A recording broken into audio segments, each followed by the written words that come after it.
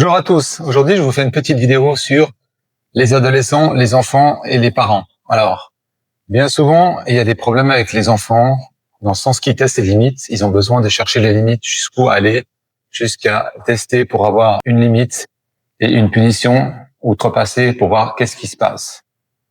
Donc, quel est le rôle des enfants et quel est le rôle des parents, entre guillemets? Comment ça va fonctionner? L'enfant, il va fonctionner en résonance par rapport à vos émotions et vos failles. Donc, vos failles, c'est quoi? C'est vos peurs, vos colères, vos doutes, vos sentiments d'abandon, tout ce qui va à l'intérieur de vous et qui vous déstabilise par rapport à cette relation en général ou par rapport à des relations avec eux surtout. Donc, eux, leur travail, c'est quoi? C'est de détecter ce qui se passe, de lire à travers vous, où sont les failles, ils vont appuyer sur un endroit, ça fait mal, aïe, aïe, aïe. Après, ils retirent, ils laissent un peu le truc mijoter, et ils vont rappuyer sur un autre endroit où ça fait encore plus mal. Et à un moment donné, c'est désagréable, ça commence à être un peu pénible.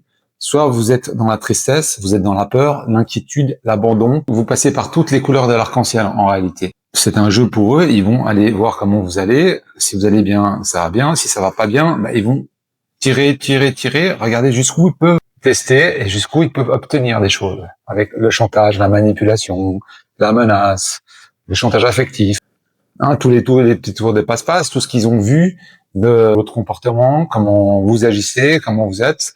Et en fin de compte, toutes ces choses-là vont se retourner contre vous à partir du moment où vous êtes complètement dispersé, où vous êtes prise par je dis prise parce que bien souvent c'est plutôt les mères que les pères, mais ça peut être les deux. Quand on est pris par nos émotions et puis on est complètement pris dans ce flot, ça monte, ça descend, ça monte, ça descend. Et à un moment donné, c'est comme si le problème ne vient pas de l'adolescent, mais vient plutôt de la résonance qu'il y a entre moi et mon fils, moi et ma fille, et comment ça peut arriver ce genre de choses. C'est-à-dire à un moment donné, que je veux essayer de tenir la situation parce que je vais essayer de contrôler la chose, je vais essayer de contrôler mon enfant ou mon ado, je vais lui mettre un traceur GPS ou j'ai mon application sur le téléphone pour me rassurer, qu'est-ce qui se passe? Un enfant, qu'est-ce qu'il va faire pour faire travailler cet aspect d'insécurité à l'intérieur de moi? Il va désactiver le traceur, il va faire autre chose, il va faire une bêtise, puis à un moment donné, qu'est-ce que ça va monter en moi? Une insécurité parce que je ne contrôle pas la situation, je ne sais pas qu'est-ce qui peut arriver, qu'est-ce qui peut se passer. Alors, il peut se passer des choses, bien entendu, suivant les endroits où on est, les environnements, ça peut être un peu compliqué. Dans les grandes villes européennes ou autre chose, effectivement, c'est compliqué parce qu'il y a des gens qui peuvent être malveillants, soit dans les transports publics, dans la rue ou ailleurs. Ça, c'est une chose.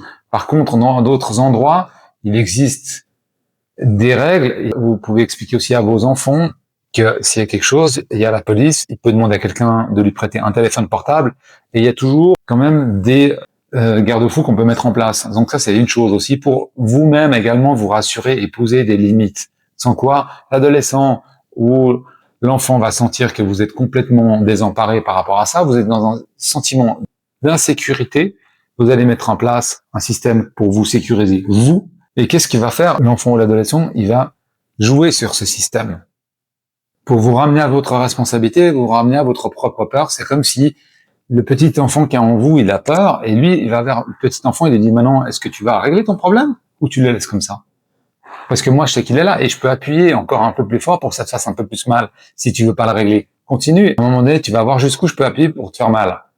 Donc voilà, ça c'est des relations qui, à un moment donné, peuvent être compliquées entre les enfants, les ados ou les parents, parce que à un moment donné, le petit enfant à l'intérieur du parent, il devient complètement dépendant de l'enfant lui-même. C'est-à-dire que c'est un jeu de pouvoir, à quelque part, entre l'enfant et le parent, qui n'est plus adulte.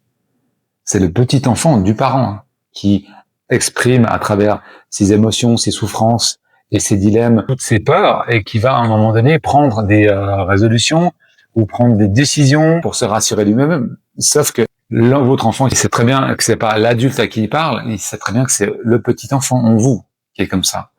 Essayez de trouver le mode d'emploi à l'intérieur de vous et de regarder qu'est-ce qui vous rassure, mais quelles sont les mesures concrètes pour pouvoir gérer ces choses-là, quelles sont vos souffrances, quelles sont vos peurs, comment vous vous sentez. Et une fois que les choses sont résolues, une fois que vous avez travaillé, entre guillemets, sur ces peurs, sur ces abandons, sur ces failles, vous verrez qu'à un moment donné, l'enfant, il va plus pouvoir avoir une prise là-dessus. Donc, La relation, elle va évoluer sur un autre plan, et les choses vont se transformer. Mais pour autant que vous fassiez, vous également, l'effort. Parce que l'enfant, il est mis au monde pour vous faire évoluer. C'est pas vous qui faites évoluer l'enfant. Au contraire, en l'occurrence, c'est lui qui va vous forcer à évoluer. Et si vous voulez pas, c'est vous qui allez sentir cet état de souffrance ou cet état de mal-être. Parce qu'en réalité, avec ou sans lui, cette peur, elle est là. Donc voilà. Je vous remercie. Je vous souhaite une bonne journée. Abonnez-vous si ça vous plaît et un pouce. Je vous remercie. À bientôt.